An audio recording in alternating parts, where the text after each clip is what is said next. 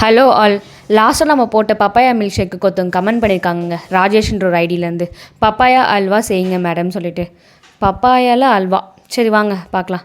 Papaya நல்லா இதுமாதிரி துருவி எடுத்துக்கோங்க. அது கூட முந்திரி திராட்சை ஆட் வச்சுக்கோங்க. நான் ஒரு 3 ஸ்பூன் சுகர் எடுத்து அது கூட ஏலக்காய் போட்டு பவுட்ரு பண்ணி வச்சுருக்கேன். அப்புறம் நெய், பாலுங்க. இதுதான் மோஸ்ட்டாக பப்பாயாவுக்கு அல்வாவுக்கு தேவைப்படுற இன்க்ரீடியன்ஸாக இருக்கும். ஒரு பக்கம் பேனை நல்லா ஹீட் பண்ணிக்கோங்க. பேன் நல்லா ஹீட் ஆகி வர டைமில் ஒரு ஸ்பூன் நெய் ஆட் பண்ணிக்கோங்க. நெய் நல்லா மெல்ட் ஆகிடுச்சுன்னா அது கூடவே சின்ன சின்னதாக பொடிசாக கட் பண்ணி வச்சுருக்க முந்திரி அப்புறம் திராட்சை போட்டு நல்லா வறுத்து எடுத்துக்கோங்க.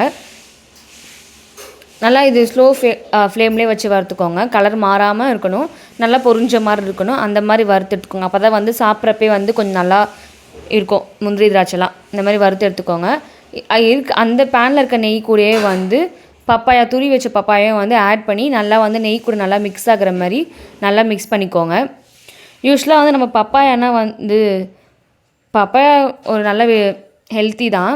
பப்பாயா அல்வான்ற வரப்போ நமக்கு இப்போ என்ன தெரியும்னா, அல்வானாவே திருநெல்வேலி அல்வா தான் ஃபேமஸ் நமக்குன்னு தெரிஞ்சு. ஆனால் ஃபஸ்ட்டு அல்வா எங்கேருந்து ஸ்டார்ட் ஆச்சுன்னா 13th சென்ச்சுரியே ஸ்டார்ட் ஆகிடுச்சுங்க. இப்போ பாருங்கள், நல்லா பவுடர் சுகரை இப்போ நல்லா ஆட் பண்ணிக்கோங்க. அதையும் அந்த பவுடரானதெல்லாம் கட்டி கட்டியாக இருக்காத மாதிரி கொஞ்சம் நல்லா மிக்ஸ் பண்ணி விட்டுக்கோங்க. அங்கங்கே ஒரு 1/2 டம்ளர் பால் வச்சுருக்கேன்னா அதையும் மிக்ஸ் பண்ணிக்கோங்க. நல்லா இது மிக்ஸ் பண்ணி விட்டுருங்க. இது நல்லா சுண்டணும். பால் கூட நல்லா சுண்டி வரப்போ கொஞ்சம் ஒரு மாதிரி திக்கான கன்சிஸ்டன்சிக்கு வரணும். அது வரைக்கும் கொஞ்சம் அப்பப்போ மிக்ஸ் பண்ணி விட்டுக்கோங்க. ஹை ஃப்ளேமில் வச்சுக்கோங்க.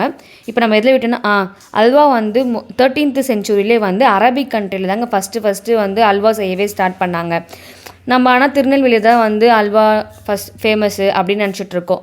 ஆனால் அரபிக் கண்ட்ரி தான். திருநெல்வேலியில் எப்போ ஸ்டார்ட் பண்ணாங்க அப்படின்னா 1900 அந்த இயரில் திருநெல்வேலியில் அல்வா ஸ்டார்ட் பண்ணியிருக்காங்க. அது கூட யார் ஃபஸ்ட்டு அல்வா திருநெல்வேலியில் செஞ்சாங்க அப்படின்னா, ராஜஸ்தான்லேருந்து ஒரு குக்கு திருநெல்வேலியில் செட்டில் ஆயிருக்காரு. அவர் தான் ஃபஸ்ட்டு அந்த திருநெல்வேலியில் அல்வாவே செஞ்சுருக்காரு. இப்போ பாருங்கள், பொரிச்சு வச்ச இதெல்லாம் போட்டு ஆட் பண்ணிக்கலாம். முந்திரி பருப்பு, திராட்சை இதெல்லாம் ஆட் பண்ணிக்கோங்க. இவ்வளோ நல்லா எவ்வளோ சுண்டி வந்திருக்கு பாருங்கள். நம்ம ஒரு விஷயத்தை ஏன் செய்கிறோம், எதுக்கு செய்கிறோன்றதை அப்படியே சும்மா செஞ்சுட்டு போகிறத விட்டுட்டு, ஆனால் அது எப்படி உருவாச்சு அதெல்லாம் நீங்கள் யோசிச்சு பாருங்கள். நமக்கே ஒன்று கற்றுக்கலாம். ஒரு நாளைக்கு ஒன்று கற்றுக்கிறப்ப தான் நம்மளோட நாலேஜும் வளரும். இப்போ தானே தெரிஞ்சிச்சு அல்வா இதுக்கு முன்னாடி எங்கேருந்து ஸ்டார்ட் ஆச்சுன்னு சொல்லிட்டு. இந்த மாதிரி அல்வா பற்றி வேறு எதனாச்சும் டிஃப்ரெண்ட்டாக உங்களுக்கு என்ன தெரிஞ்சிச்சுன்னா மறக்காமல் கமெண்ட்டில் சொல்லுங்கள். பாருங்கள், நல்லா திக்காயிடுச்சு.